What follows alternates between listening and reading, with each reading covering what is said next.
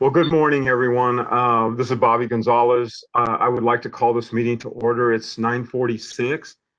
Um, Before we begin, I have a real quick reminder during the meeting. If you have a comment, question, or wish to speak, please state your name before speaking. For the record, this meeting is being recorded. Thank you. Um, I want to do a real quick roll call, if you don't mind. I'm going to go down the list, starting with TxDOT staff. Just say here when you hear your name. Eric,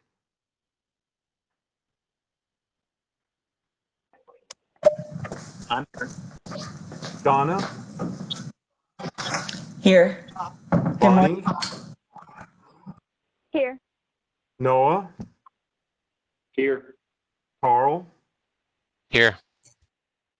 and then now to the BAC members. Is Clint on? Clint He'll be joining us at 10. Okay. David Ham, Here. Eva Garcia, Present. Frank, Here. Jeff, Here. Mike Schofield, Here. Rick,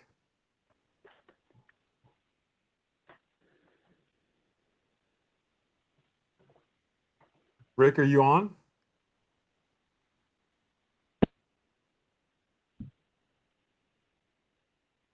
Trent, I'm here.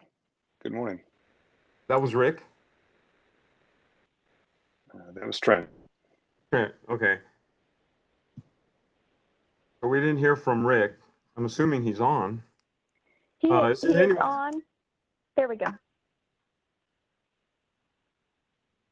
Is there anyone else I may have missed?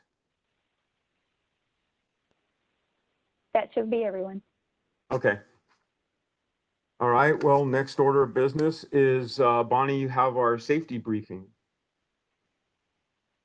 All right. For our safety briefing, we simply ask that you continue to practice the efforts to stem the spread of COVID-19, practice social distancing, wear face coverings when social distance cannot be maintained, and wash your hands frequently. Thank you, and let's have a good meeting. Thank you, Bonnie. Has everyone had an opportunity to review the minutes from our last meeting? If so, can I have a motion? I motion that we accept the last meeting. For a second, that was who, Frank? Yes, I'm sorry. This is Frank. There a This second? is Trent. David Ham, I second. Okay, I'm gonna have to go down the list again for a vote. Clint, oh, Clint's not with us right now. David? Yes, aye. Okay. Eva? I approved. Frank? Approved. Jeff? Yes. Mike? Yes. Rick?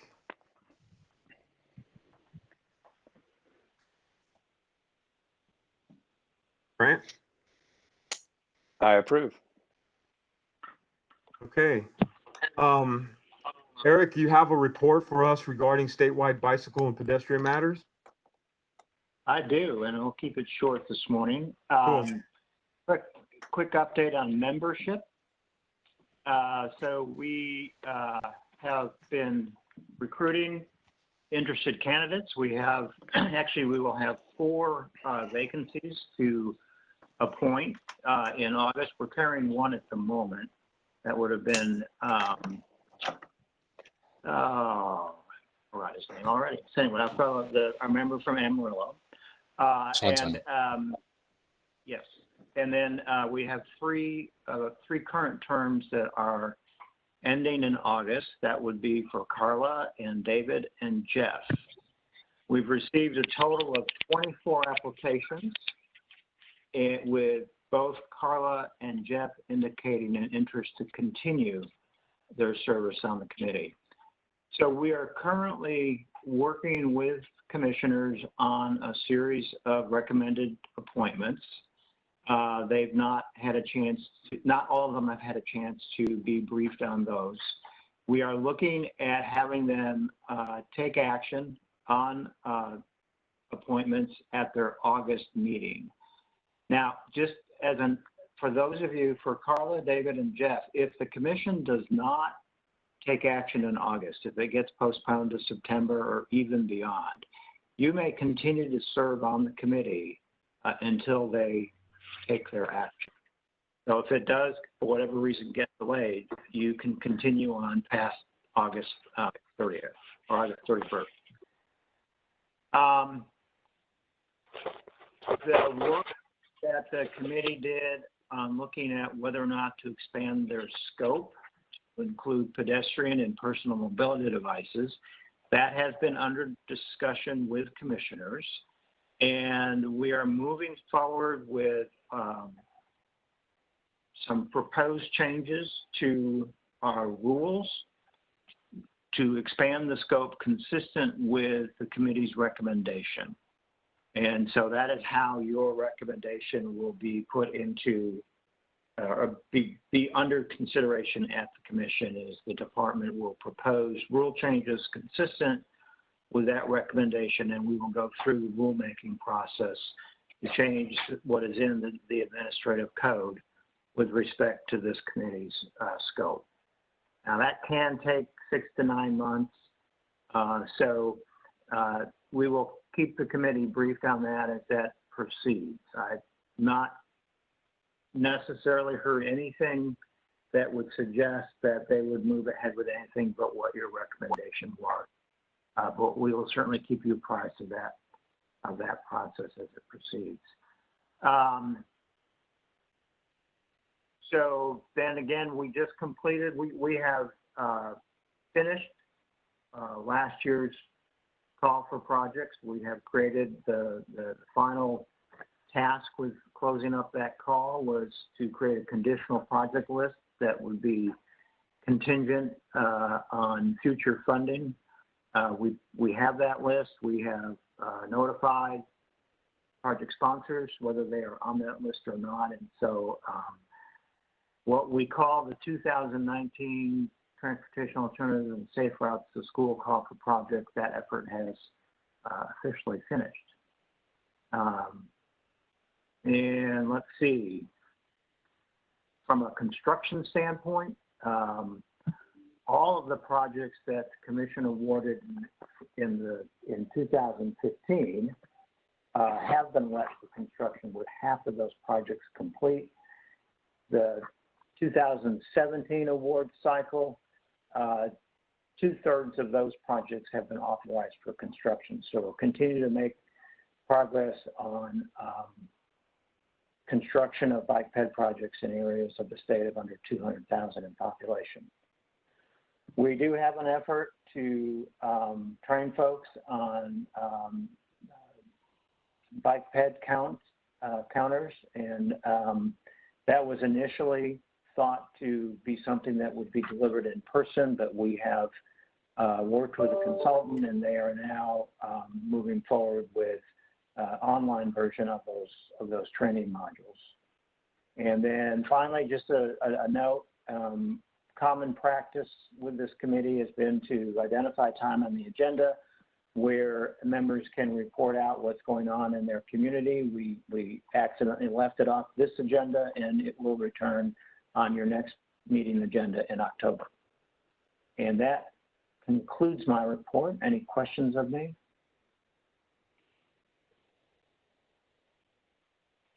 No questions. Thank you for your report. Thank you, Eric. Okay. I'm gonna go ahead and switch items 5 and 6. We're gonna hear 6 first. So moving on, this is a discussion on the proposed amendments to the Texas Administrative Code rules for the TA set-aside program. Noah?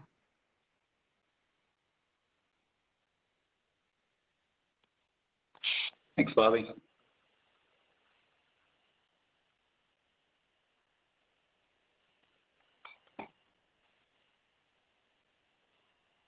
Can everyone see the presentation? Yes, sir. Good.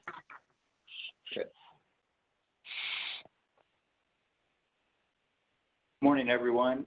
I'll be presenting today about the proposed amendments to the Texas Administrative Code, TAC rules for the Transportation Alternative Set-Aside TA program.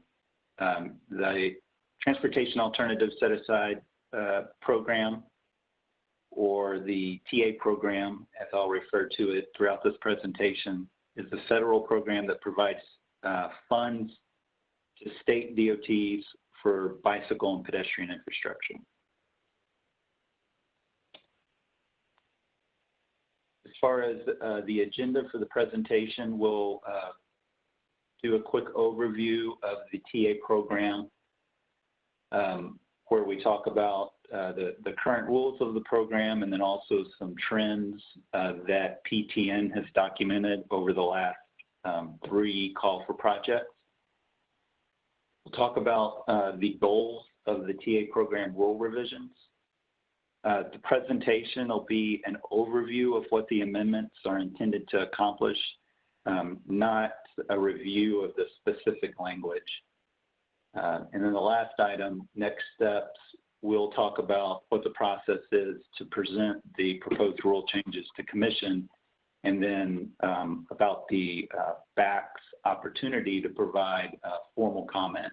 We'll bring this item back to you guys at the next BAC meeting after the commission has reviewed the proposed rules and allow the BAC to provide formal comment at that time.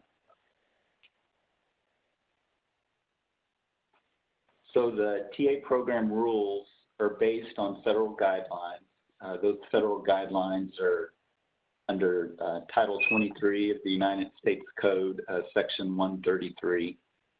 And these guidelines outline sort of the basic rules of the federal TA funding program. So the state based its rules on those guidelines, and the state's rules are located in the transportation, or the Texas Administrative Code. And they're focused on TA funds administered by TxDOT for population areas of 200,000 or less. NPOs also established their own TA program rules. Some of the TA funding is sent directly to NPOs because in the federal guidance, it specifies that NPOs designated as transportation management areas conduct an independent competitive call for projects. So for those NPO call for projects, the NPO establishes its own TA program rules, except for there is one rule section in the Texas Administrative Code that applies to NPOs, and that's Rule 11.403, project selection. Just give you a general overview of how the funds are kind of split up geographically. This is, it gets a bit convoluted, so bear with me. And if you have any questions, just speak up. But the way that TA funds are administered in Texas between TxDOT and NPOs is that projects that are within the transportation management area, which are within NPO boundaries. So any project that's within that area are only eligible for TA funding from their NPO's competitive call for projects. And then there's the area outside of the transportation management area, but inside of the NPO boundary. And projects that are located in this area can either submit project applications to TxDOT competitive call for projects or to NPO competitive call for projects for TA funding. And then the projects outside of the NPO boundary, those projects can only submit applications, or project sponsors with projects within that area can only submit applications for TA funding for TxDOT competitive call for projects. And TxDOT further divides the funding that they receive between communities with population areas of 5,000 or less located outside of transportation management areas, and those are referred to as non-urban. And then population areas of 5,001 to 200,000 outside of TMAs, those are referred to as small urban. That's kind of how the funding gets divided between MPOs and TxDOT, and then geographically amongst projects. Some of the basic characteristics of TxDOT's TA program administration. Currently, TxDOT's TA funds are limited to construction and construction-related activities. So this doesn't include PS&E and environmental documentation. It's only construction, and then anything related to that construction. And also TxDOT's direct state cost for oversight, project development, and construction. The federal TA guidelines require 20% local match, minimum local match for construction. TxDOT does offer flexibility in local match for construction. Local governments can provide a cash match. They can provide a combination of cash and in-kind contributions. And in-kind contributions are a way of alleviating some of the financial pressure on local governments to meet that 20% match. And the way that an in-kind contribution works for these projects is that for local governments that request in-kind contributions, they can receive credit for the PS&E and environmental documentation cost. So the way that would work is they would fund the project development, the PS&E and environmental documentation up front, and then based on the amount that they requested in their application and how much that project development cost, they would receive credit that they could reduce this 20% local match requirement for construction. So it's kind of a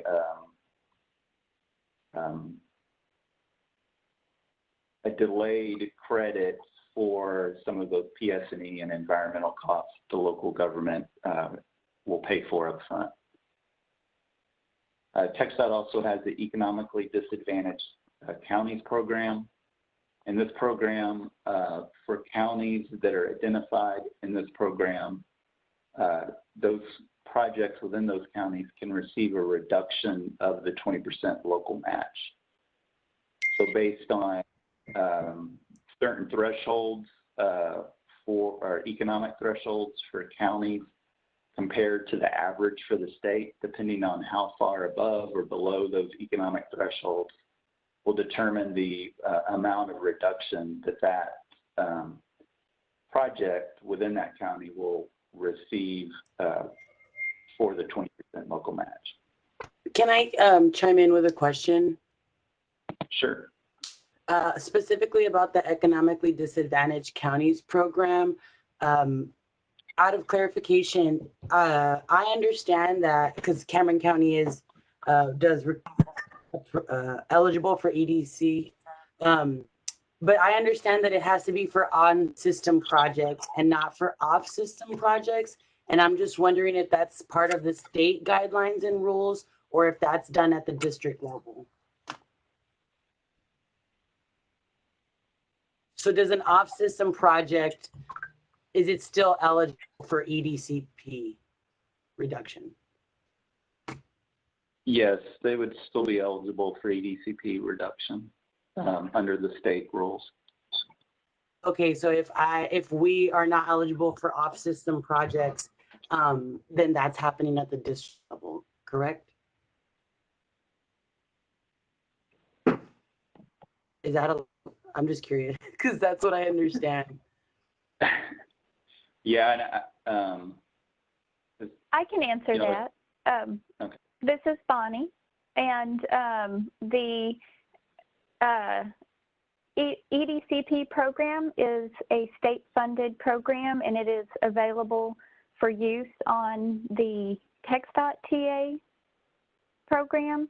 However, it is not necessarily available for use by MPO TA calls for projects.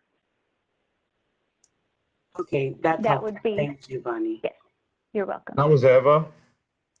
Yes, this is Eva. Thank you. Thank you.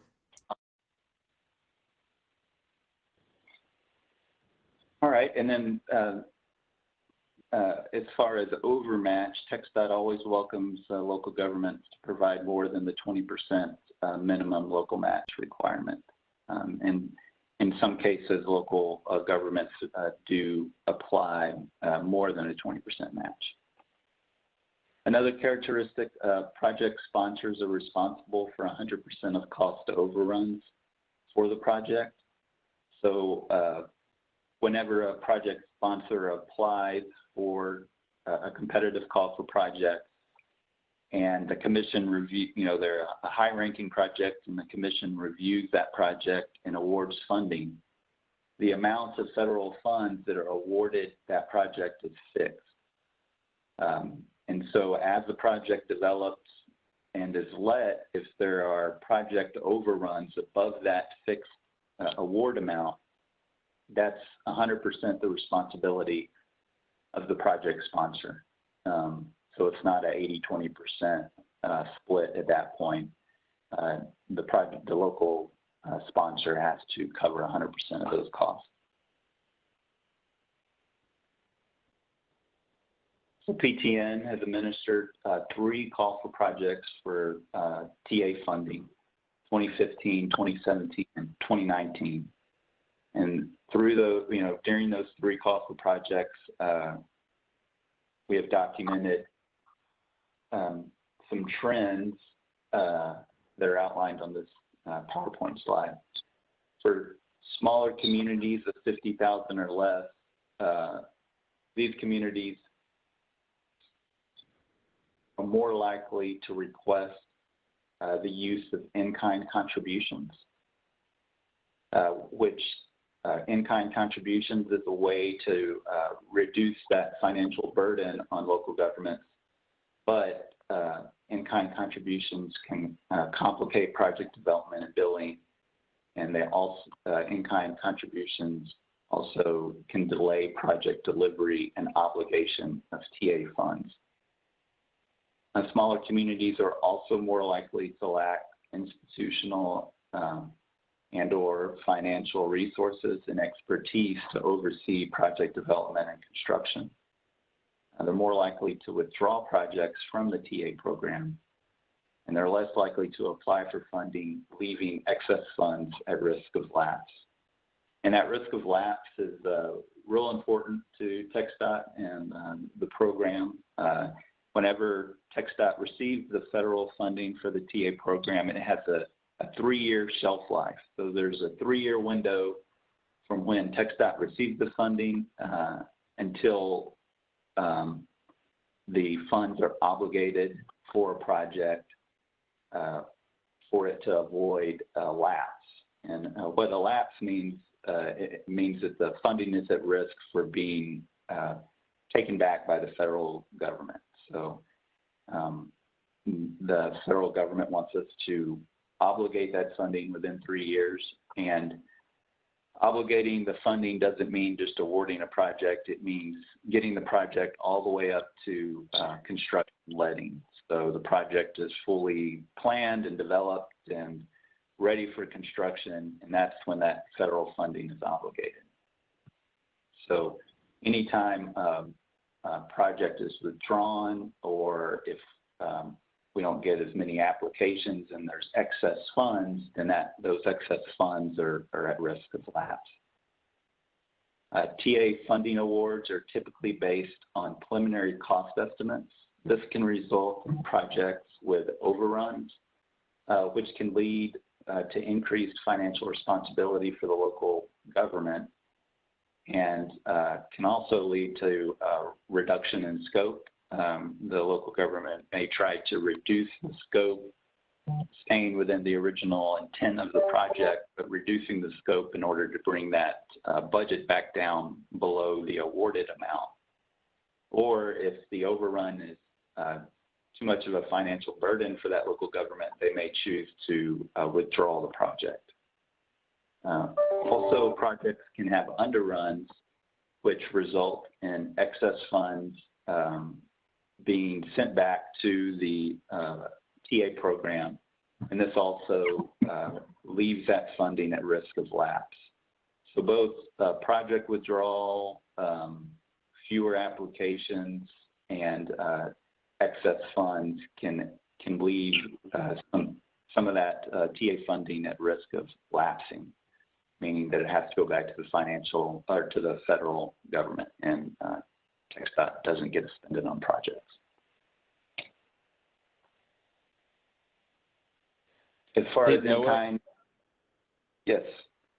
Sorry, this is Clint. I just had a question about, and y'all may have covered this already, so apologies, but I have a question about the previous slide and the smaller communities. Since it sounds like that is such a these projects do present such a challenge for them. I know it's also difficult because we encourage those types of communities to apply because they do have limited access to funds. So is there, are there any existing programs that y'all have or are working on to support those communities in being able to successfully complete those projects and not lapse on that funding? Yes, we in the previous slide, I covered the economically disadvantaged counties program that TxDOT funds for TxDOT TA funds. And so that's a program that provides a reduction in that 20% match, depending on whether the county is identified for the program and then how that county compares to the average in Texas will determine how much of a reduction they will receive. So that's a program, and you know, the purpose of the proposed rule changes is to help these smaller communities in project delivery and development. And as we move on to the slides for the goal of these proposed rule changes, the rule changes kind of outline how we're hoping that the proposed rule changes will help with project development and increase the number of applications because there will be a more attractive program for these smaller communities. So in-kind request by population size, and this slide is basically to show that there is a financial need for project development. The smaller communities request in-kind contributions a lot more than the over 50,000 in population communities. Less than 5,000 request in-kind contribution in 71% of the applications we receive. 5,001 to 50,000 or 5,000 to 50,000, 55% of the applications request in-kind contribution. So this points to the overall need of smaller project development funds by smaller communities. Over 50,000 communities that size requested in-kind contributions 25% of the time. So the goals of the TA program rule revisions are to encourage additional high quality project proposals from communities less than 50,000 in population. And the rule change, or generally the rule changes would add PS&E and environmental documentation activities as eligible activities for reimbursement, expand local match options, including transportation development credits and potential state funds, allow project sponsors in MPO areas to submit projects that were previously unfunded either to TxDOT or the MPO in future call for projects. The other goal is to ease administrative challenges by eliminating in-kind contributions as a local match option, requiring all MPOs to include TxDOT direct state costs for oversight of preliminary engineering and construction and TA set-aside project awards, and allow the responsible division administering the TA program to consider project overruns in the event project funds remain or are returned to the program due to cost underruns. And the overall results of these rule changes would be to improve bicycle and pedestrian project delivery, especially in smaller communities, better manage fiscal expectations of local project sponsors, and reduce TxDOT's risk of lapsing TA funds.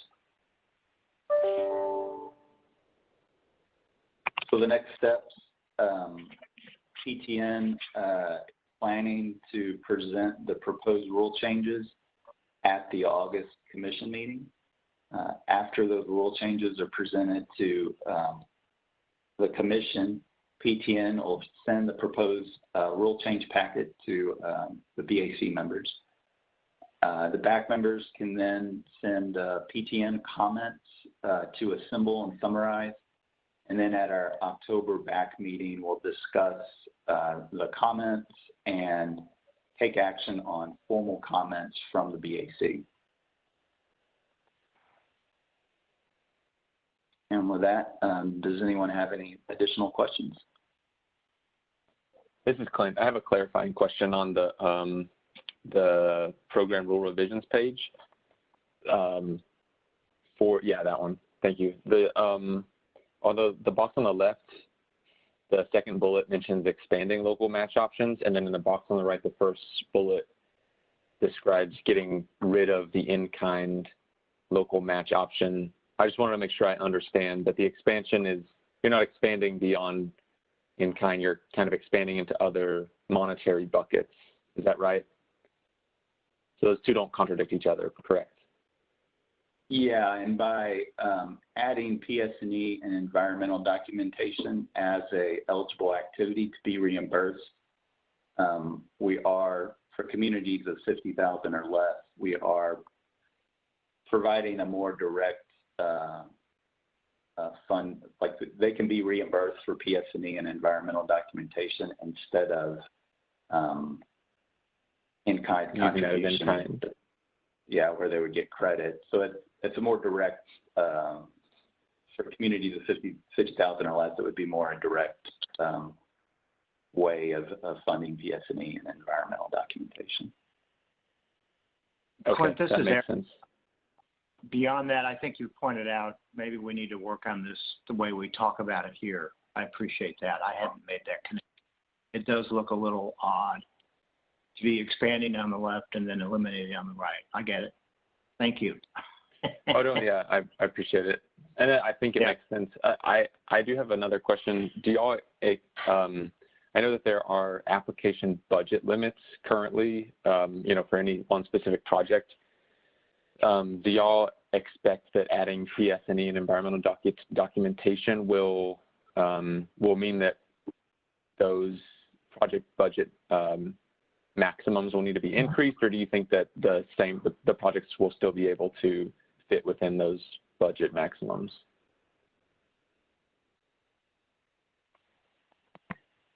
So this would be for, go ahead, Eric. Yeah, this is Eric. I think the idea would be to apply these to future projects, should these rules be in place, and not to retroactively apply back on already approved. Does that make sense? So by applying to future projects, it would be part of the overall budget to begin with. Am I following your question?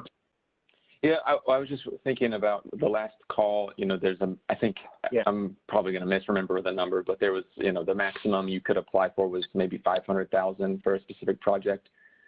Do you expect that Do you expect No, that adding the PS&E and environmental will mean that communities will need a little bit more funds in order to? So Clint, that may have been something that your MPO had in their call. I'm not recalling with ours that we limited the overall budget that way. Okay, I might be misremembering that then. I apologize. That's confusing. Yeah. Clearly. Yeah, and these rules would only apply to the TxDOT TA funding program. So for the MPOs, except for the requirement for MPOs to include TxDOT's direct state costs, the other rules would apply to the TxDOT's TA call for projects only. And we in our last 3 call for projects didn't have a project amount cap or limit for the amount of funds that they could apply for.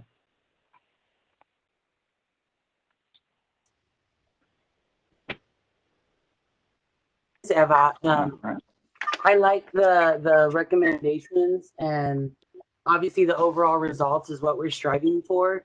But in looking back at smaller communities really lacking institutional expertise to oversee project development, I've always wondered if there could be, like, I know there are trainings available, but I find that often the smaller communities can't send staff.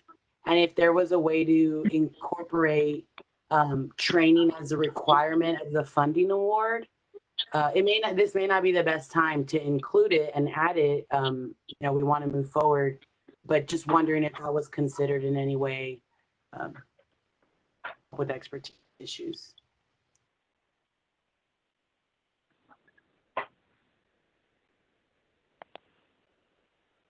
Yeah, and we do require project sponsors to take the local government training for these projects, and they have to have a qualified person designated. But it still is, even with the training, can be a challenge for the smaller communities who haven't managed one of these projects before.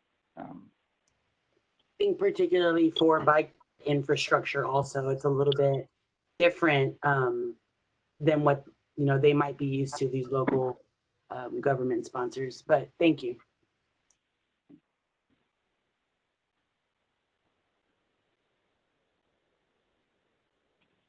Any other questions? Sorry. Bobby, this is Eric. If I could just, before we leave, just from a schedule standpoint, Sure. These rules progressing through the commission. So we are still in our internal briefing process, and we're targeting the August commission as for when they will be first introduced. And so the first action the commission takes in the rulemaking process is to adopt a set of proposed changes. We then enter into a formal comment period.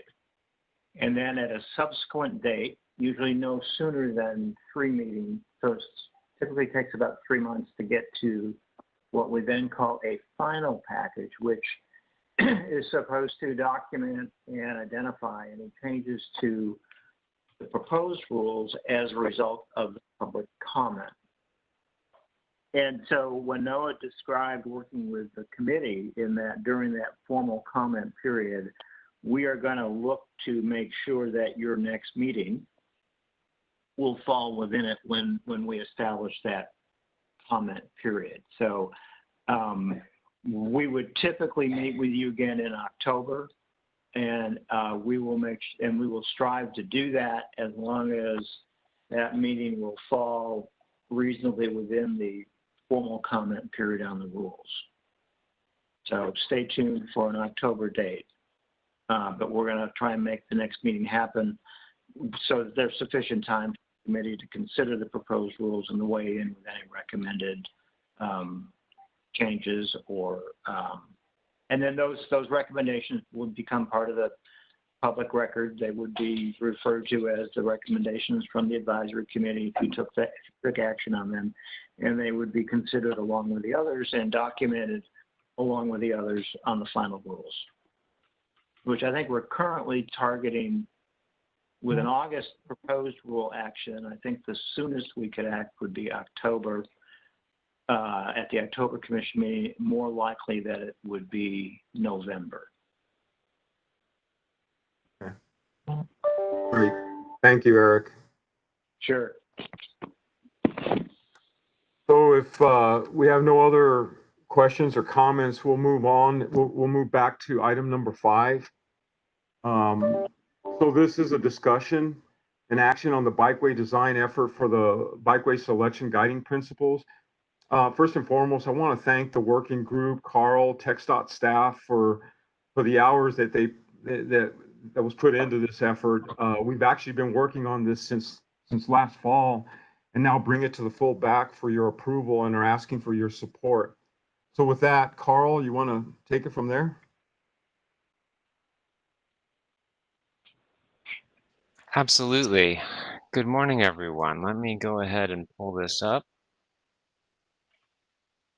and switch those. All right. Well, thank you, Bicycle Advisory Committee, for giving us a chance to give you an update on the Bikeway design effort. For my presentation, Carl? yes. Carl, we can't see your presentation. We see your Windows Explorer.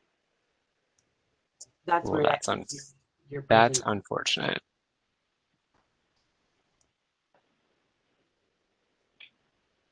How about now? I see it. Thank you. That is just the kind of interruption that I encourage. So if anyone else has any questions, you guys let me know. Those are important for everyone's viewing experience. All right. So what I was hoping to cover in the presentation today is one, allow the working group to get some updates on phase 1 of the Bikeway design effort. And then second, to give you a update on the efforts of the working group and share with you some guiding principles for Bikeway selection. And lastly, any discussion and action is encouraged as well. So to get started, the phase 1 of the Bikeway design effort was a collaborative process between TxDOT and the Bicycle Advisory Committee to come up with opportunities to better incorporate safe bicycle and pedestrian infrastructure into TxDOT planning and project development processes. As you can see here, the area of concurrence graphic identifies 15 of those opportunities. And in April's meeting, we shared with you updates on all of those. And we wanted to be a little more streamlined this time and just share with you, highlight 2 in particular. So there's 2 on these red boxes here that we'll be discussing.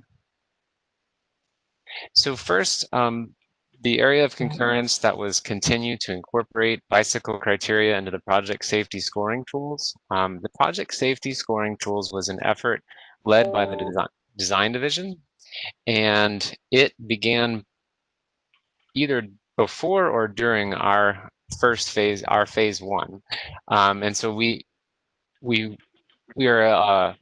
our area of concurrence was intended to support that existing effort. Now, 2 tools in the project safety scoring tools have been developed, one for a 2-lane rural roadway and one for a multi-lane rural roadway.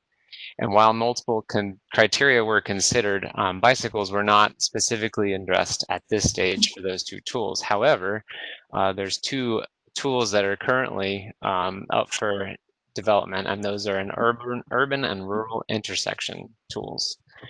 And they will, multiple criteria, including bicyclists and pedestrians, will be discussed. The second area of concurrence that we wanted to give you an update on was the development of district level biped design engineering subject matter expertise. It was pointed out during the process that districts across the state have varying levels of experience and in-house expertise with bicycle and pedestrian infrastructure design. And one way to implement a wider understanding of this subject matter is to develop a community of practice. Since our April meeting, 2 meetings of the TxDOT's Bicycle Design Community of Practice have been held. This involves TxDOT staff at the division and district level, and these meetings have been well attended, and the current actions are creating a charter and scope documents and identifying champions within TxDOT. Topics explored in the June meeting were rumble strips and strategic connections within the Houston district for bike ped infrastructure. So with that, that update of phase 1, and I assure you there are more actions being taken at the TxDOT level to incorporate those, and any follow-up questions on any of that can be directed to Bonnie, Noah, or I, and we can get back with y'all after that. But moving on to phase 2, in which we're focusing on bikeway design guidance. Before I share with you those guiding principles, I did want to kind of position those within the broader effort of what we're doing. So this slide indicates how we get the guiding principles and what those guiding principles would hopefully influence. So as you can see here, we are taking Bicycle Advisory Committee working group members, their local experience, along with project team members' experience, and blending in federal, state, and local design standards and other guidance and research to craft these guiding principles. And hopefully these guiding principles will go a long way to informing TxDOT design standards, policies, and procedures, along specifically with the current update of the TxDOT roadway design manual. And you'll notice that the AASHTO bike guide box here is referring to the ongoing update of AASHTO's guide to the development of bicycle facilities, which is currently in the adoption process or review process, and it always seems to be taking longer than expected. So seeing what we intend to influence, I just want to point out the structure of how this has gone on and how we intend to finish out phase 2. So phase 2 is split up into 4 design topic categories: bikeway selection, corridor and linear bikeways, intersection and conflict points, and maintenance. And each one of these categories has a number of working group meetings in which we'll cover that topic. There was probably 4 meetings in which the working group discussed aspects of bikeway selection. And as a result, a number of guiding principles were developed. And you can see here, we intend on each one of these topic categories to come up with a set of guiding principles, which will then flow into an overall bikeway design guiding principles document at the close of this bikeway design effort. So just to give you an idea of some of the discussion topics, I'm not going to read these, but I wanted to show that each one of these categories has a number of things that the bikeway design working group and TxDOT staff will be reviewing and discussing. And so with that, I will go ahead and share with y'all the bikeway selection guiding principles. So this represents, well, hold on, let me stop there. Does anyone have any questions? Okay, great. I don't see a better way to go through this than read it, and I apologize for that, but this is separated into 2 pages. And I will, as you can see here, this page has general principles, and the next one has specific selection principles. So number 1, safe bikeway accommodations will be considered on all transportation projects. Number 2, the design user on new bikeways should be bicycle-dependent commuters and other bicyclists who are interested in riding but concerned about safety. Number 3, to the extent practical, bikeway width and separation from vehicular travel lanes should be maximized to accommodate the greatest diversity of riders with the maximum margin of safety.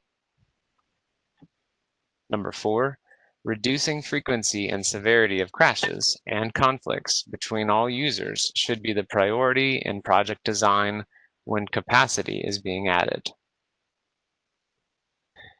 Number 5, wide outside lanes increase vehicle speeds and are not adequate accommodation for the design user. Any new wide outside lanes for bicycle use should be considered only after exhausting all other options and carefully evaluating specific parameters for safety, anticipated use, and context. Number 6, design flexibility is important. Scoping tools should be created and maintained, and district planning consulted when selecting bikeway type. Every project should consider all existing and potential roadway users. Additional considerations should include land use context, bikeway connectivity, roadway characteristics, specifically roadway width, motor vehicle speed, motor vehicle volume, design life of project, and other project constraints. I have done a lot of talking, and that's a lot of words. So I wanted to give another little break here in case anyone has any questions, comments, thoughts. And if the working group members want to chime in and share anything as well, I encourage that. If there's anything you felt led to discuss. Okay, I'll move on. So the second page here features selection principles. Number 7, yes. Carl, this is Rick, and just looking over the bullet here, I was wondering if the bikeways are just being considered, or were they be put in just depending which type of bikeway we want to use, or would the bicycle facilities just be disregarded if it's inconvenient? Oh, can you restate that? I don't think I caught your question very well. Okay. Until I turn up my volume. I'm sorry. I'm speaking on my phone. I'll try to speak clear. Bikeway facilities will be considered whenever new construction is done, but will they actually be put in, or if it's inconvenient, will bikeway facilities just be disregarded, such as bridges, interchanges, things like that? That is a good question. I think with the general principles, specifically if we look at number 1, that bikeway accommodations will be considered in all transportation projects. Hopefully with that principle, the described will not pass. As the introduction tried to allude to, these principles hopefully will be guiding TxDOT design staff and consultants when they're referring to the roadway design manual updates. And so hopefully that scenario will be taken care of. Did that answer your question? It answers my question. I just have concerns where the bikeway accommodations would be considered but not implemented if it's inconvenient. And I would like to see the bikeways implemented even if it is inconvenient, your construction on it. Certainly. And in our second page here, there's some language that refers to that. So maybe I'll read the rest of these, and then if you feel like it hasn't been appropriately addressed, we can go back around. Okay. So Right. yeah, thank you so much. Number 7, bikeways on TxDOT roads should be direct and convenient. and offer access to and connectivity between destinations on the transportation network. Transitions between land use contexts and bikeway types should be clear or intuitive. Number 8, where locally maintained and state-maintained roadways intersect, TxDOT should collaborate with local jurisdictions to design safe, low-stress bikeways across TxDOT facilities where indicated by local planning documents. TxDOT bikeway improvements should integrate with local bicycle investments and transportation plans to complete low-stress bicycle networks for all ages and abilities. Number 9, if a rural roadway on the bicycle tourism trails example network is on the bicycle tourism trails example network, then transportation improvements should consider an appropriate bikeway. Number 10, bikeway considerations are not necessary when one of the following conditions is met. Either bikeways are prohibited by law or commission order on this roadway, or distance between population centers indicate an absence of need for both current and future conditions of the anticipated life of the project. So Rick, in particular, I guess I was thinking about number 10 kind of stipulates the only situation in which considerations are not necessary. And so I think the working group and TxDOT staff tried to craft these in such a way where they encourage, but also kind of say where the line is.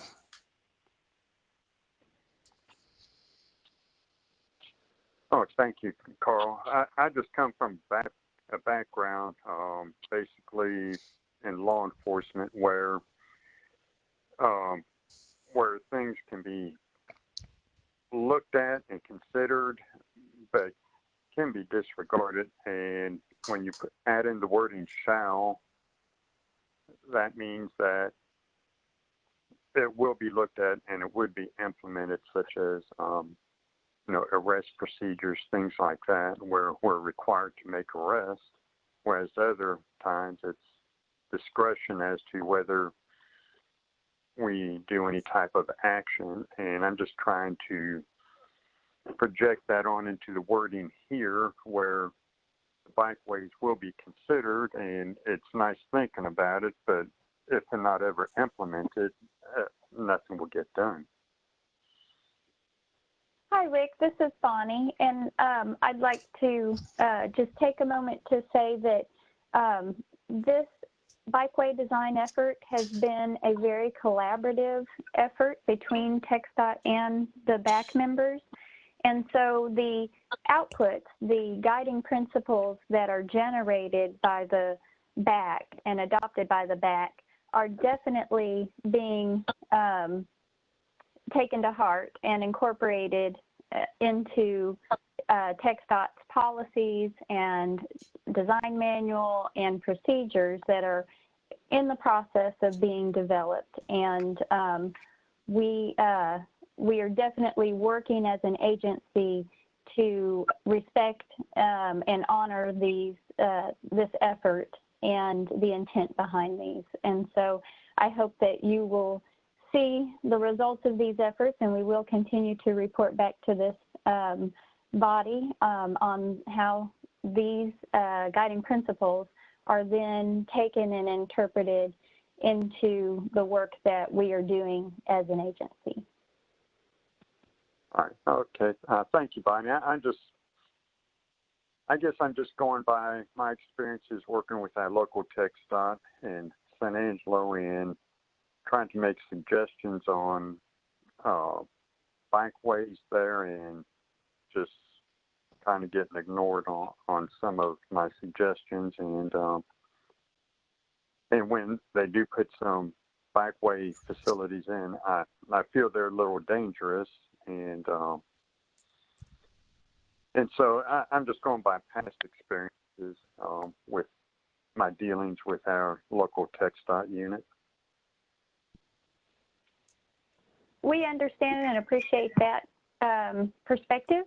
And it'll take time to kind of make this transition to incorporate all of these recommendations. But, you know, please have confidence that y'all's input is definitely being taken sincerely by the agency. All right, thank you, Bonnie. And Rick, this is Eric. If I could just chime in, I also want to recognize the work the committee did in the time frame leading up to the design work, where they examined the project development, planning and development process extensively as well, and introduced ideas that were accepted and agreed with by TxDOT on where improvements in that process could be made to even, you know, to address this issue that you're raising at sort of each point along a project life spectrum, that the department, with the advisory committee's input, is really, I think, tightening up on its planning processes and looking closely at design in a collaborative fashion with the committee, so that your experience over time will be different with the issue you raise. And I think the committee has been instrumental in moving the department along toward that future.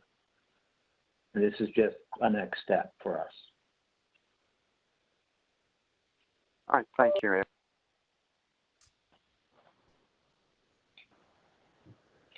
Carl, anything else?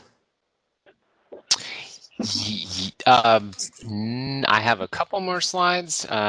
This one just wanted to briefly just talk about the schedule and an overview of where we are. You can see here in July, presenting to the BAC on the first section, sorry about that, the Bikeway selection.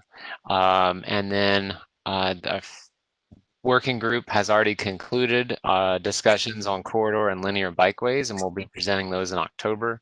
And intersections and conflict points will follow in January, and then anticipating an April presentation to the BAC, which incorporates all the interim guidance and perhaps a full action on the results of phase 2. So, but with that, I will turn it over to you, Bobby. Thank you, Carl. And if there are no further questions or comments, I'd like to go ahead and make a motion, if I could, in support of the guiding principles for bikeway selection developed by the BAC working group, as the guiding principles be used by TxDOT division and district staff as they update roadway design guidance. Can I get a second? I second. This is Frank. I second. Thank you, Frank. So I'm going to ask each one of you separately again for a vote. Clint? I approve, yes. Thank you. David? Approved. Eva? Approved. Frank? Yes. Jeff? I strongly approve. Mike? Yes. Yeah. Rick? Approved. And Trent? I approve. Thank you all very much, and thanks again for all your hard work on this, the working group, staff, and Carl. Thank you. Okay, moving on. We're going to go to item number 7 now, which is a demonstration of Texas Bicycle Tourism Trails Route Prioritization Tool. Bonnie. Good morning. I'm going to kick this item off with a brief introduction and an overview of the background for this item. There are a number of you who have joined the committee since we developed the Bicycle Tourism Trails Study.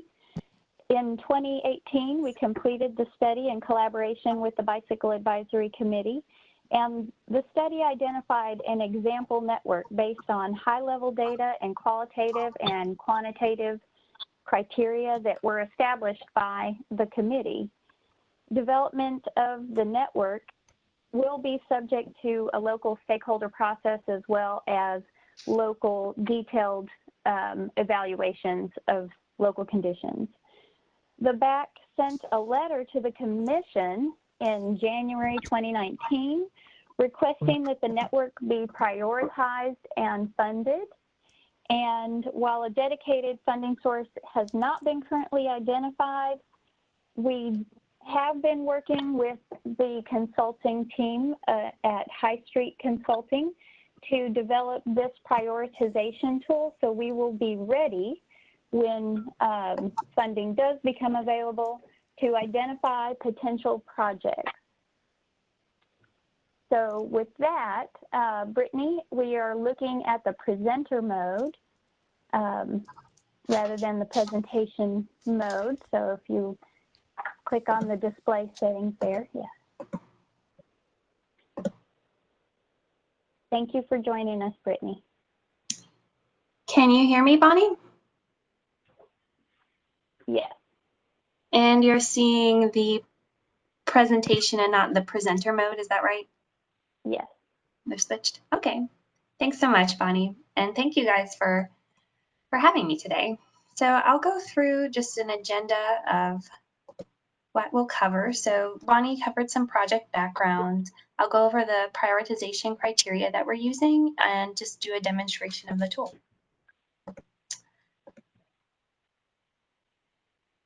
So we developed the prioritization criteria through a literature review with stakeholder input. We had a working session last year.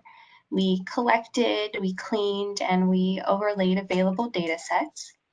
And we prioritized segments of the BTT example network and targeted existing projects for possible inclusions of bikeway elements. So we are on step 4 here, where we are currently developing a tool for selecting projects, and I'll get to show you a sneak peek. So TxDOT will use the prioritization tool in a few different ways. They'll use it to help identify projects that could be modified to advance the BTT. They'll prioritize safety needs along the example network, and pending available funding, rank projects submitted for a competitive call. So we developed the criteria. I'll go through the scenarios we ended up with. These were born out of a literature review and stakeholder input. We did meet last year with an update to the BAC where we went over some of our literature review findings and the results from the workshop. I have a slide or two in here though to do a kind of a refresh. So last year we had a working session with PTN, TxDOT Public Transportation Division members, TxDOT District Office staff, and some MPO staff, as well as some external stakeholder groups.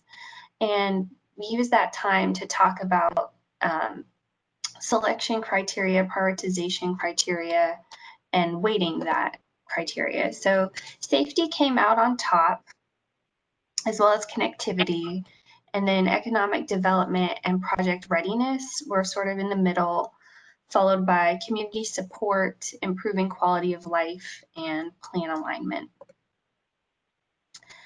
So what we did with this is we developed 3 different prioritization scenarios after going through literature review, working with PTN, working with stakeholder feedback. And I'll go through the criteria in each of these scenarios that we developed. We called them safety and level of service, signature segment, and low-hanging fruit. So as we showed in the earlier slide, safety was the top priority. And safety here we measured in terms of documented crashes, potential for conflict, and bicyclist comfort, which is measured with a level of service score. We also included the route type throughout the prioritization scenarios as a way to promote the cross-state spines, and we also included population unemployed as an equity measure. The signature segment prioritization scenario was developed because we heard from stakeholders that it would be great if communities could have an extended long distance. This is a statewide long distance route that could improve quality of life for residents, that could be marketable, that could draw cyclists of all abilities from possibly outside the area, and there might be some economic benefit to that. And that it was important that communities that might not already have a lot of tourism or economic success could still have a chance to rise to the top. So the signature segment criteria focuses on existing and potential demand. It focuses on connections to nearby attractions and having a low stress level of service that could be accessible to a wider range of users. The low-hanging fruit prioritization scenario we developed with a kind of practical consideration of what other projects TxDOT is planning that are along the example network that could possibly have the inclusion of a bikeway component. And there's a focus as well on this one for windows of opportunity. For example, if there's a bridge rehabilitation or bridge reconstruction, acknowledging that window of time where that segment would need to become a priority. So I'll try to exit out and show the tool. Let's see, are you able to see my Chrome window? No, it's a gray screen. Was that a yes, Bonnie? No, we see a gray screen. Oh, you see a gray screen. Let's see.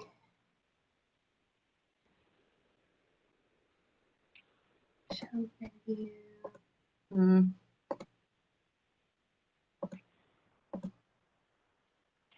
Share. Stop. I'm going to back out and just try quickly to share an application. And if that doesn't work, I'll just go back to the PowerPoint.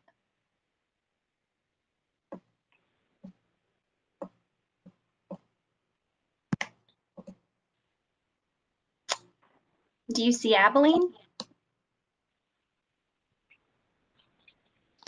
We do. I do. Mm-hmm. Great. Perfect. Okay, so this is the draft tool that we are developing, and I have so much fun just playing around in here. So I hope that this is something that can be used for many purposes for folks. So you can view a statewide view, or you can go to a specific district and focus on the example network in there as well. And once you have a district selected, the 3 prioritization scenarios that I walked through just a little bit ago, the low-hanging fruit, the signature segment, and the safety of level of service come up. And say if we want to look at signature segment, when you go to the segment score weights tab, the draft weights for each measure will pop up, and you can play around with them. And say you found something that you really liked and you want to save it as your custom, we call this PTN default, and then you can save it and come back to it later.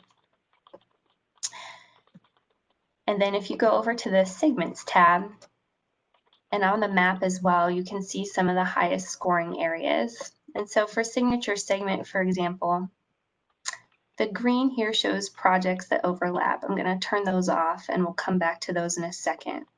But this is one of the highest scoring signature segment areas in the area, and you can see it connects the Falcon International Reservoir up to Laredo. It stops there just because a new district starts. But so the signature segment criteria was designed to try to connect attractions like parks or historic districts or bodies of water to population centers. And then you can see also there's kind of a smooth coloring. There's longer stretches that are closely scored. And then the safety scores are a bit more scattered. It's more of a look at what's happening at the intersection level. They can be sorted, the segments can be sorted by different measures. So say if we really wanted to focus on crashes, we could see which segments have the most crashes per population in the surrounding half-mile area. And you can zoom in and see that the two segments in this district that have the most crashes per population are actually right beside each other on International Boulevard.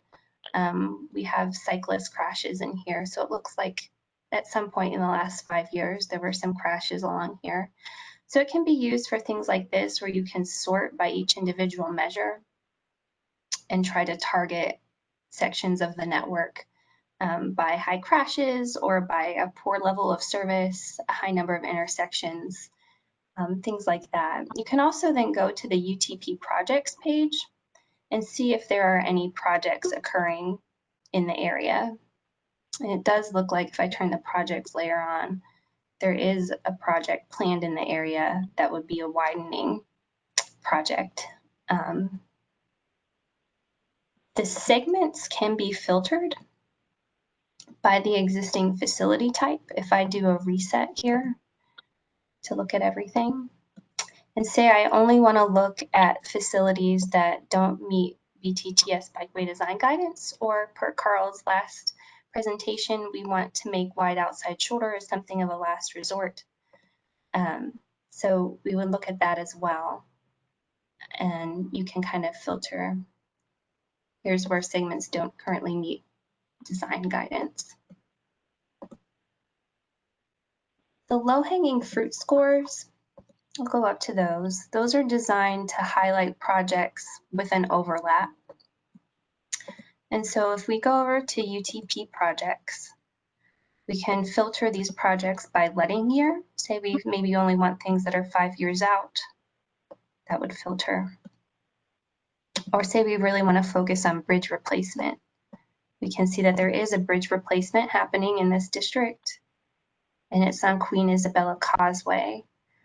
It does look like it's planned to let this year, so something further out might be more appropriate, but this would give us a advance notice when things like that are coming up.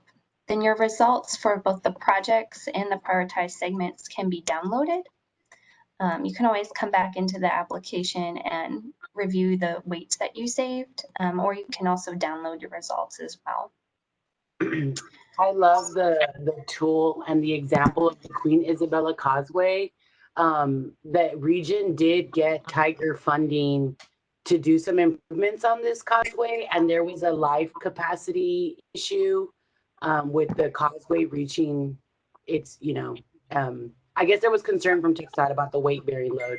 So just, I guess out of curiosity, if it considers some pieces like that, or if there's like another layer, I don't know, I was just thinking out loud. Thank you. Sorry. It's a great tool though. Thank you. Yeah, so you're thinking underlying issues within infrastructure and why they might need a rebuild? Mm-hmm. Okay. It might be difficult. I imagine it would be difficult to add that data, but I see this, obviously being great for tourism, but in the attempt to make a bicycle pedestrian bridge adjacent to this causeway, it seemed to not be approved at the state level. But yeah, I know that's not what this presentation is about, so I don't mean to take this off topic. This is Eva, by the way, for the record. Thank you. No, I was actually just about to open it up for questions or comments. So if anyone has anything else, please speak up. Hi, this is Clint. I also want to say this tool is really really cool, and I remember the meeting where I think a year ago where we talked about this, and I really like the 3 signature segment, low-hanging fruit and safety. Those feel useful for this type of exercise. I have a question about the bicycle level of service criteria on safety and the signature segment. I'm curious, does that mean, so for the signature segment, for example, if there is a lower level of service, then it gets a higher priority? Is that what that means? That's right. If it's a higher stress area, then it has a higher priority as it's something that we would be prioritizing for some development. Okay, great. That's what I thought. I just wanted to make sure. And this is Jeff, if I can piggyback on this, and please forgive me if this was explained. Actually, I had a unexpected interruption here for a second, but in terms of how you all are establishing that relative level of service, it sounds like we're just sort of assuming this inverse relationship between stress and level of service, which I totally agree with. But did you mention what the if there are any quantitative metrics of that, or what the scale is? And again, please forgive me if I missed that. Yeah, let me see if I can share my PowerPoint again. It's the volume of traffic in a 15-minute time period, the total number of through lanes, percent trucks, speed limit, and outside shoulder width are the factors for the level of service. Brittany, we see a gray screen. Oh boy. Okay. Can you just repeat this one more time? That's okay if we can't see it. Stop. Trying to share. Shoulder width, speed. Shoulder width, speed limit, percent trucks, number of through lanes, and volume of directional traffic in a 15-minute time period. Okay. I mean, I know this is a relatively diminutive part of the whole story, and I really appreciate the sort of quantitative and objective approach to segment prioritization. I think that's great. I think there's some question about whether any of those things really, or individually or in aggregate, really add up to be a reasonable either direct indicator of or proxy for level of service. I think this is something that I dug into for quite a while, this notion of how we quantify bicycle level service, and I'm not sure I concluded that it's reasonable to do it or even worth doing it, which is a whole nother story, I know, but depending on how heavily that criteria is weighted, I think it might bear a little more discussion, but again, I don't want to hijack this venue for it if it's weighted such that it doesn't merit the discussion. Yeah, it was rated relatively high in the signature segment criteria, but that's something that we can talk to have further discussion about if it should have a lower weight, a lower default weight, something that could be easily changed.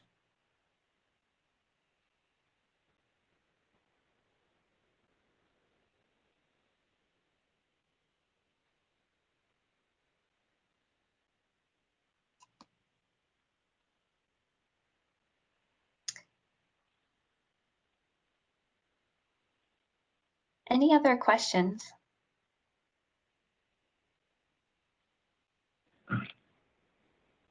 Well, thank you, Brittany. Appreciate your time. No, I'm thank sorry, you I do for have having one me. question, really quick. Is there any way we can play around with the tool, or are y'all still working on it? That's a question for Bonnie. We are still about to push some more changes, probably a few times this month, possibly again in August. But it is up on a site if TxDOT. Hi, this is Bonnie. We have been working to develop this tool for internal use with TxDOT districts having access to the tool for their local planning purposes, as well as PTN's statewide planning purposes. Yeah, it makes sense. Thanks again, Brittany. And if there are no further questions, I'd like to move on to item number 8. which is a presentation on Texas highway safety and strategic highway safety plans. So we have Mr. Terry Spence, TxDOT's Traffic Safety Division Director. Terry, you still with us? Let me unmute here. We could hear you before. Okay.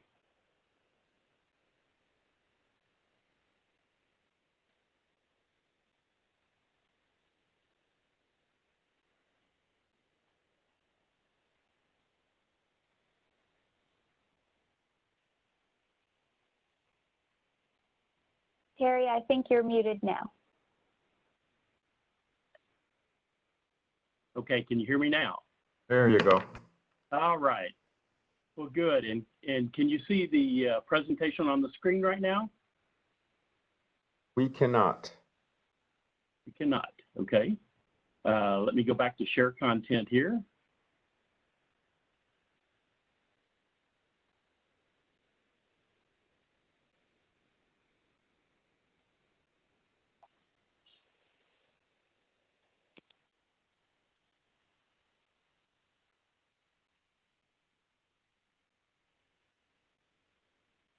How about now? Got it. Okay, great. Well, good. Terry?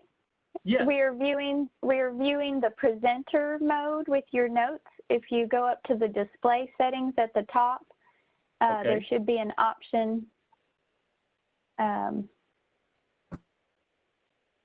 swap presenter, yeah.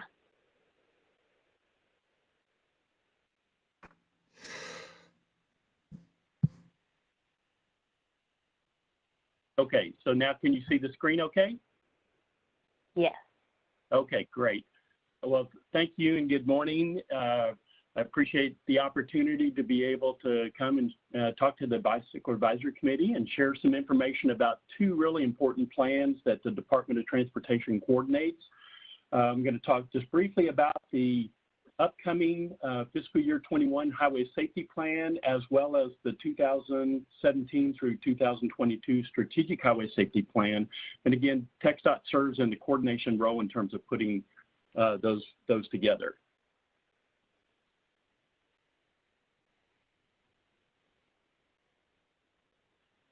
All right, we receive federal funds through the National Highway Traffic Safety Administration. TxDOT serves as the governor's highway safety representative for the state of Texas, and part of that responsibility is putting together the annual highway safety plan, and that highway safety plan then lays out a number of programs and projects to help us address identified traffic safety programs in the state.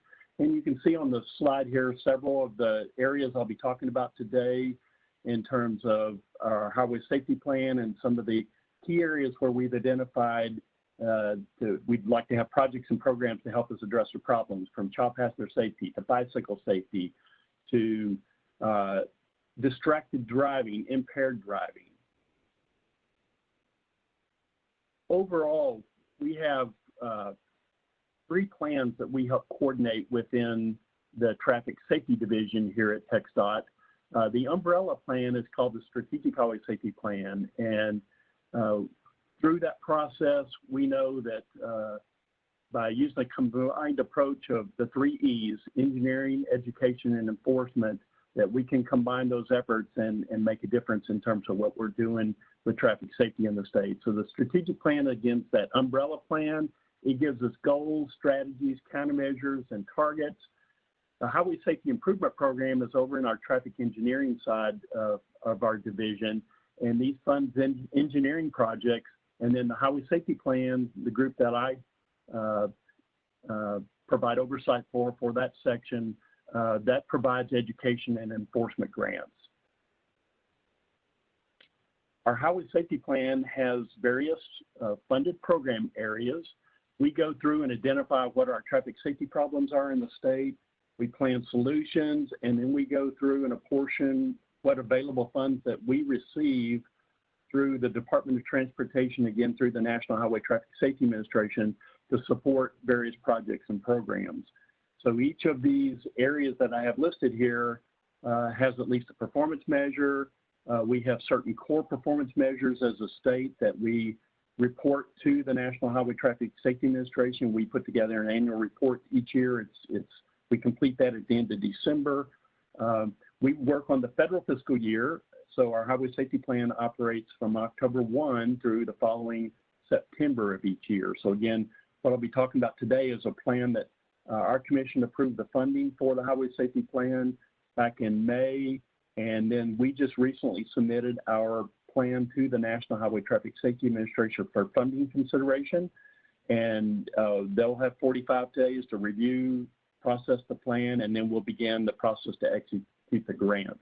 So as you can see here, we have program areas from alcohol and other drug countermeasures where we're doing education and enforcement and training, emergency medical services. We're working in rural and frontier areas of the state to provide more EMS technicians and also provide continuing education services out in the area. Motorcycle safety, occupant protection, which is our seatbelt programs, child passenger safety, pedestrian bicycle safety. I'll talk a little more about that here in just a few minutes. We have police traffic services where we're working with law enforcement agencies to help them address the various type of crashes they've identified at the local level. We have our traffic records program working to improve our data. We work closely with the Department of State Health Services on the trauma registry. We're working with the Department of Public Safety on their Highway Safety Operations Center. Lots of data that we're collecting, and also we're in the process of doing a lot of exchange of information between those different systems. We have driver education behavior program area, railroad highway crossing, roadway safety, safe communities, and then we have a school bus safety project.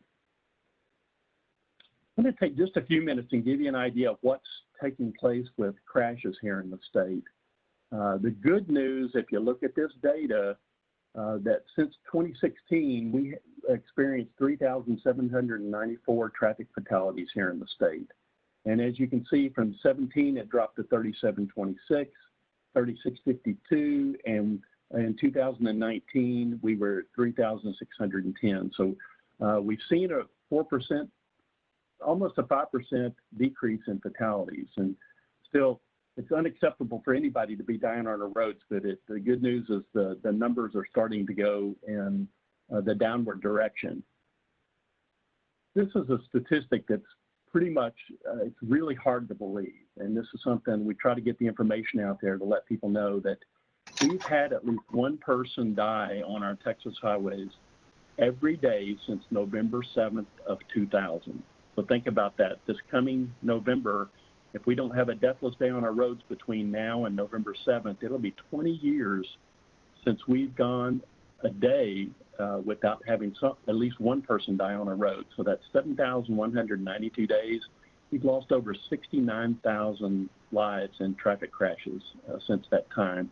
And, you know, with the pandemic going on, we kind of thinking, okay, the vehicle miles traveled are going to be down significantly. People are staying home.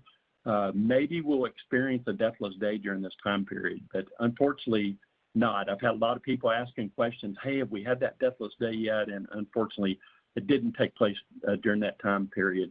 It was interesting to see, I mean, the volumes were down, the miles traveled about 40% on a lot of the numbers I've seen, but we also saw in a lot of cases around the state that because there were fewer vehicles out on the road, there were a lot more people that were driving faster. And when you are driving faster and there's crashes involved, the significance of the injuries and all are more severe typically with the higher speeds. And so, so again, this is a message we'd love for you to help us promote from the Texas Department of Transportation. We use the hashtag In the Street Texas. Again, we're trying to get that message out that we want to have a deathless day and turn that into a deathless week, a deathless month. And one of the things we're also very excited about is this last May of 2019, so a year ago May, our commission approved the goal for us to be at 0 traffic fatalities in the state of Texas by 2050, with an interim goal to be halfway by 2035. So it's going to take all of us working together to make a difference to help us reduce those numbers.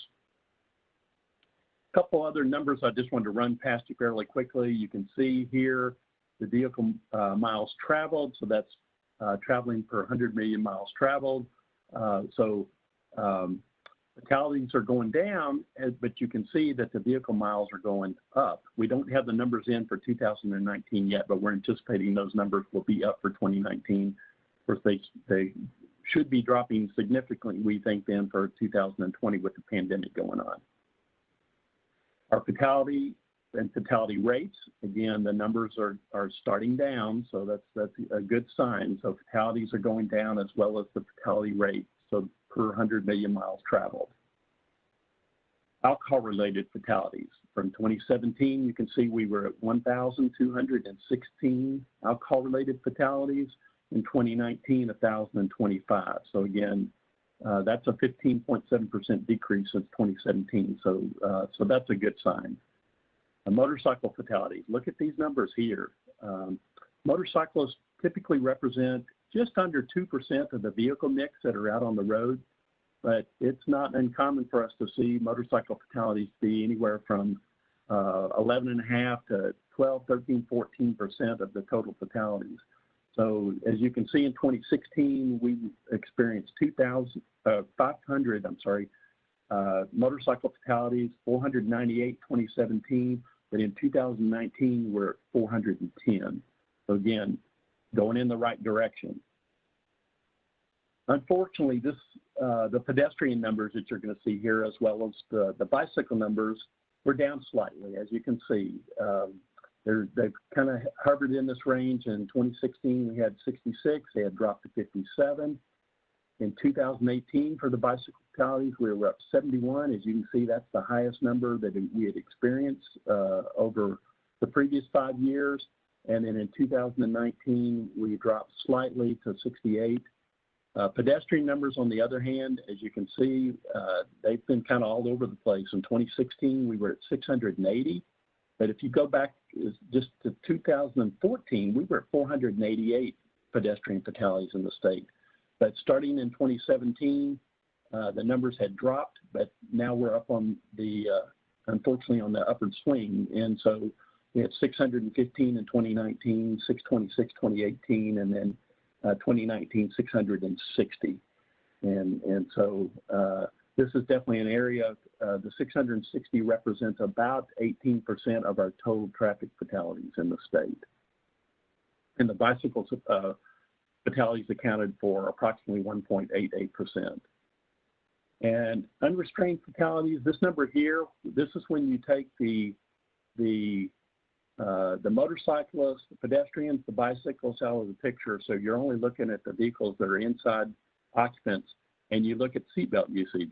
We're overall have a really solid seatbelt use in the state. We're at almost 91% seatbelt use. However, when you look at the people that are dying in crashes, about 42.4% of those that died in crashes in 2019 weren't wearing their seatbelts. Some of our enforcement grants, as part of this highway safety plan, we provide overtime enforcement to work with law enforcement agencies to address identified needs, anywhere from speeding crashes to looking at intersection violations, driving while intoxicated, our seatbelt, child passenger safety, and distracted driving. Our highway safety plan funding, again, I mentioned we get funds out of the National Highway Traffic Safety Administration, and this on average is about what we have in terms of federal funds. So this for fiscal year 21, we're expecting to have around $47.6 million. Our federal funds do require matching funds to be provided from the state and local level. So at the state level, we have an additional $10.5 million being used to support the traffic safety program, and at the local level, $26.5 million in local match being provided. So this is the number of projects that we're planning for 2021. We've estimated we're going to have 356 projects that'll make up that $84.6 million. As you can see in the pedestrian and bicycle area, we are planning to have 17 grants for a total of about $7 million. And those are a combination of programs from education and training programs, from elementary schools to colleges to general population. We're going to be doing some media campaigns to bring awareness of pedestrian and bicycle safety laws. And so again, we've got 17 projects planned for fiscal year 21. And wanted to let everybody know, in case you're interested, that we go through a request for proposal process to select our projects each year. It's typically in the November timeframe, and this is going to be for the following October. So all of the projects have been selected for fiscal year 21. So we're in the process. We'll be working and issuing a call for proposals in November of 2020. We don't know the exact date yet. We have to work with our general counsel and the Texas Register. We'll be putting a public announcement out about the proposals we'll be soliciting. And then proposals will be due, it's usually early in January. So again, I don't have the exact dates of when that's going to be out, but eligible agencies that can submit for one of these traffic safety grants are state and local governmental agencies, educational institutions, and nonprofit organizations.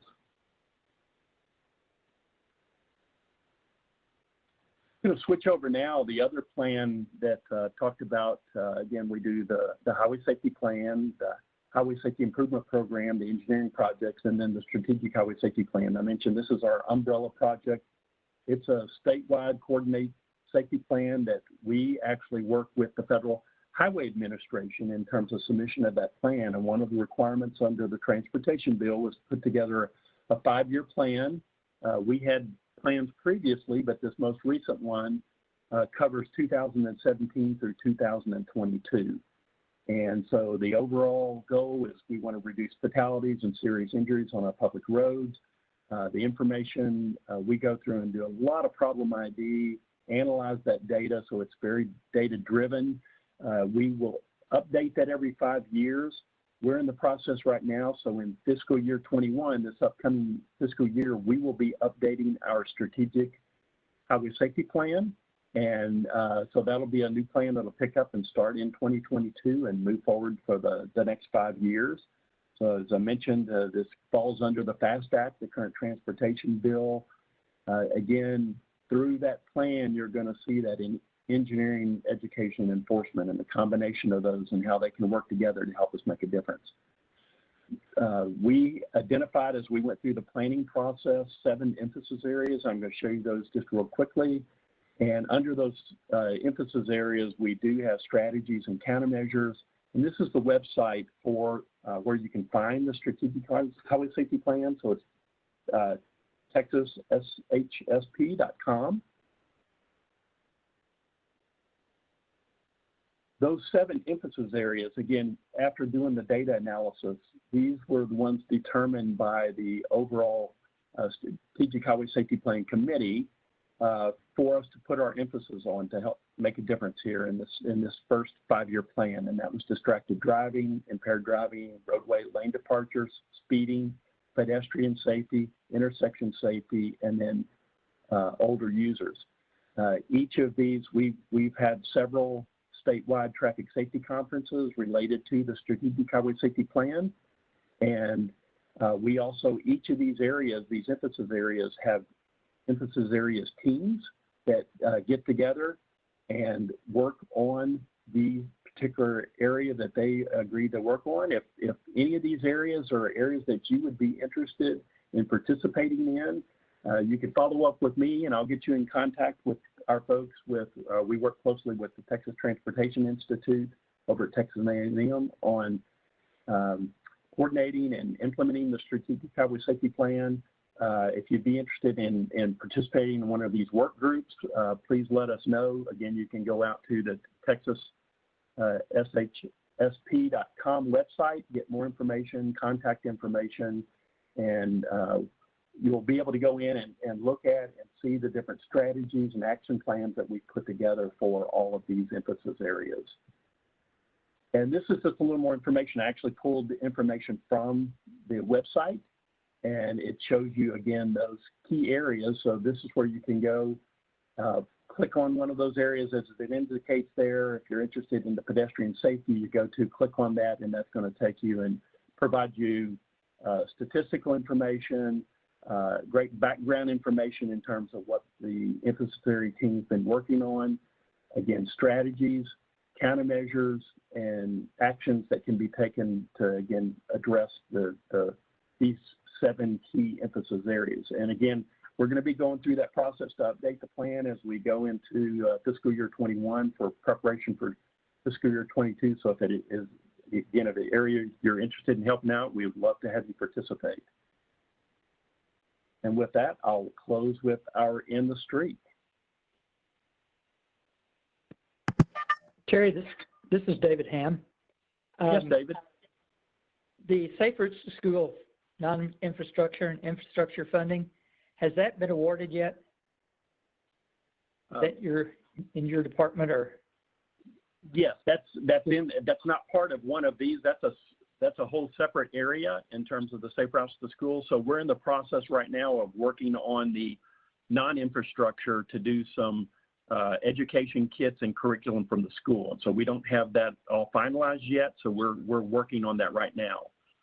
So we do provide that oversight for the non-infrastructure projects. Okay, all right. Just curious because that fits in with the safety part of it. So definitely want to keep the kids safe. Definitely. Thank you. That's going to be a great area, and you're right. It's a great from Safe Routes to School to our highway safety plan. Those do fit together and work extremely well together. Thank you. You bet. Any other questions for Terry? Well, Terry, we want to thank you again for taking time to do your presentation this morning. Thanks. You bet. Thanks for having me. Yes, it was really good information. Just this is Eva. Just wanted to say it was pretty eye-opening, and it was nice to hear the update that you gave.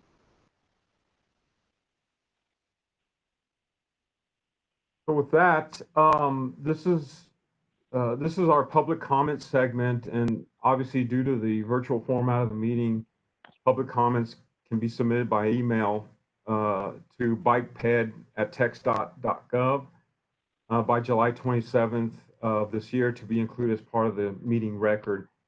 Bonnie, I'm assuming we have no comments that were submitted.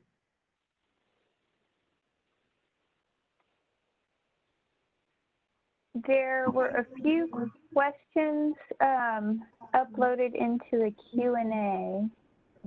Let me see. We've been asking folks to submit them to the email address. Let me see if I can quickly address them.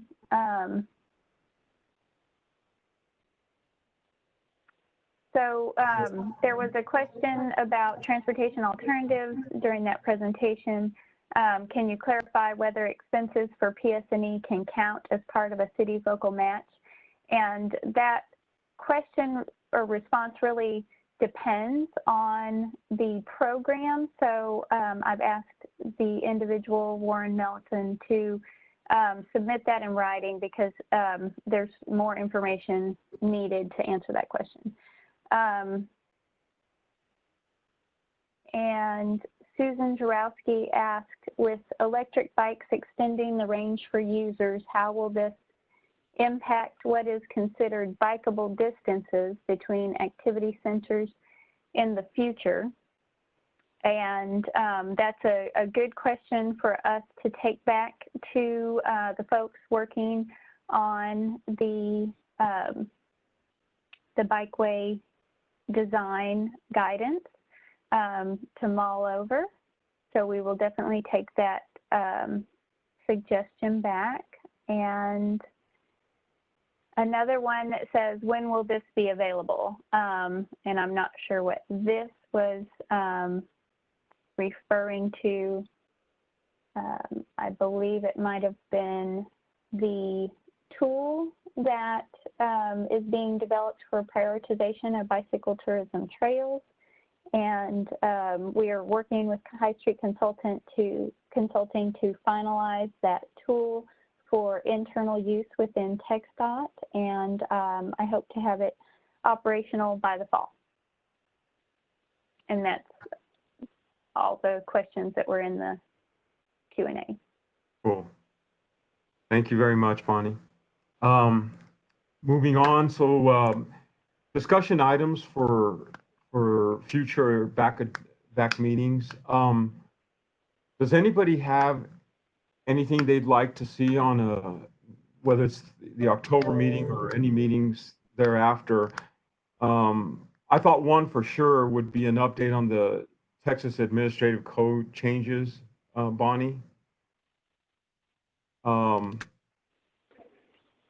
Yes. And then, if any back member wants to volunteer or maybe do a brief presentation on efforts in your respective communities, or stuff that you've been working on, even include maybe a lessons learned from a project implemented in your community. Does anybody want to volunteer a presentation for next time? Or we can do it like Billy used to do it. He used to volunteer us. I can give an update on the Biped counters and some of the regional stuff happening with Cameron County. I should have a USBR update ready, but I haven't pushed as much as I'd like to, been able to. Eva, would you like to do that in October? Yes, thank Cool. you. So that's an item, Bonnie. This is Great, Frank. thanks for volunteering. Go ahead, This is Frank. I don't know exactly how to ask this, but is there any information or availability on, I know that like cities addressing the COVID situation, how that's affected, the bicycle pedestrian community? Obviously, the increase of riding bikes, nationally, internationally. Is there any kind of information out there at the state level regarding bicycling in the age of COVID?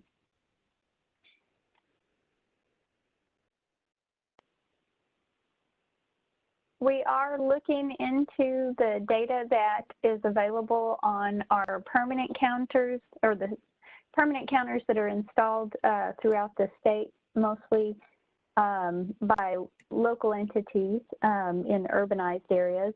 We're also looking at Strava data. We have a summer intern, DU Sue, who is looking into that for us. We will look to providing an update on that and may coordinate with other members who have data.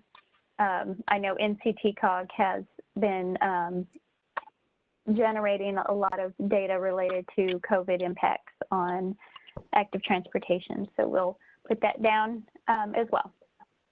For October? Bonnie, this is David Ham. I know that bicycle sales figures are up like 75% since this started, and our local bike shop in Midland that I used to own, they're having record sales too. So at some point, it's bound to impact it. That is true. This is Eva. I dropped a link for the members on the Rails to Trails Conservancy's website. They have a lot of resources regarding trails during COVID. Their webinar section particularly might be of interest to the group. So I can also share that via email, send it to Noah or Bonnie to share with the group. Thanks, Eva. Bobby, this is Eric. Wondering if there's interest on the part of the committee in taking Terry Pence up on his offer to engage with the updates of the safety plans we heard about today. We could certainly work with Terry and his group to identify that if that was something the committee was interested in. I mean, I'd be interested in it. How does the rest of the committee feel? This is Rick. I would be interested also. Agreed.